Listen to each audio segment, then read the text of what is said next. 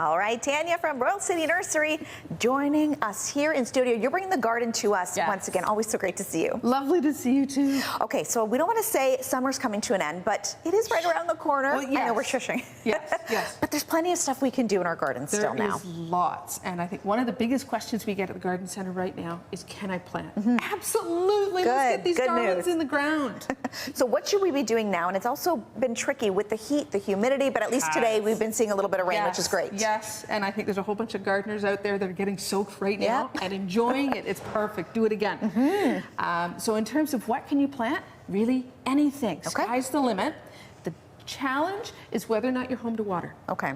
And now keep in mind, your plants do not need watering every single day. Pots are different, but if they're in the ground, we need a good soaking once a week. And hopefully Mother Nature actually help us with that. We learned that because I've definitely been overwatering a little bit, which is fine. I brought some fun toys. Okay. So some of our favorites for fall planting, there's the anemones. Say that like 9 times fast. So anemones are fall bloomers. We've got white ones, I've got pink ones, there's red ones, and they are phenomenal in the shade. You don't normally think of shade as having a lot of color, but that's one way to do it. If you're looking for sun-loving and pollinator-loving, I brought some alliums, which is an ornamental onion. These are beautiful. These little pom-pom purpley dudes. And beside them are some black-eyed Susans. Beautiful. And they're phenomenal for bees, butterflies, all the pollinator insects. They're also really good as cut flowers. So both of those, cut them off and bring them in your house, and you get your garden in there. And beautiful colors too. Yes, absolutely. And then don't forget your grasses. So beside you is an ornamental grass called North Wind. Right. That one turns orange in the fall. Oh, okay, that's fun. Beautiful. Beside me is one called either Blood Brothers, gets nose height, or Shenandoah gets waist high. So this one, to me is fall, right? You get that dark purple. And by the time October comes, you get purple all the way down. Oh my gosh. Okay, so you know, that is beautiful. Beautiful colors. It's totally coming. Right around the corner. Yes. Now, one of the things you shouldn't do right now is please don't fertilize. We want our plants to start thinking about going to sleep.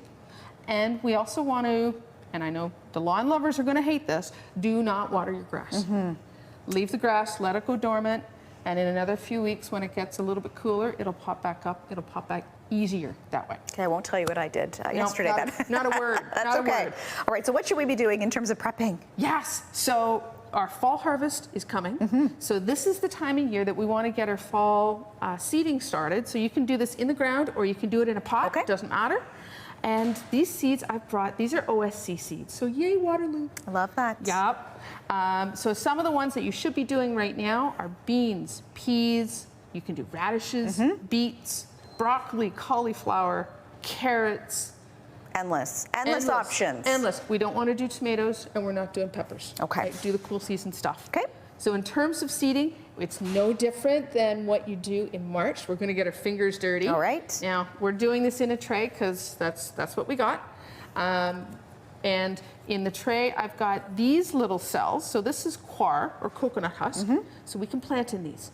Okay. So I don't have to do too much to it. Perfect. And fill them with a really good seed starting soil. Okay. And I'm going to get you to do carrots and beets. Perfect. And I know for the carrots, there's a little bit of a strategy with this. Yes. So carrots are tiny, tiny, tiny. Okay. So we're going to go right on top. Yep. And you're going to do, oh, there we go. Perfect. Yep. And then at the end, just scuff the surface of the soil. Bingo. So you bury them a little bit. Yep. Give them a couple weeks. Once they pop, we are going to tease them apart. Great. And then for the beets, so we're going to skip a row. Okay. And you're going to do a divot. All right. Sweet. Perfect. Look at that. And 2 or 3 seeds into the divot. Just a couple there. My luck, I might overseed, but that's okay. Because in 2 or 3 weeks, when they pop, all you need to do now is just cover them up. And I'm going to skip a row, and I'm going to do peas. So just cover them up like this? Yeah. So once we get off air, we're going to water the little darlings. Beautiful. Look at that. And nice and simple. And in a few weeks, we have got a beautiful fall harvest. Look at that. Easy peasy. Yes. I can even do it. Okay. Things that you can do now as well. You got it. We'll see you next week. All right, Tanya. Great to see you. Have fun.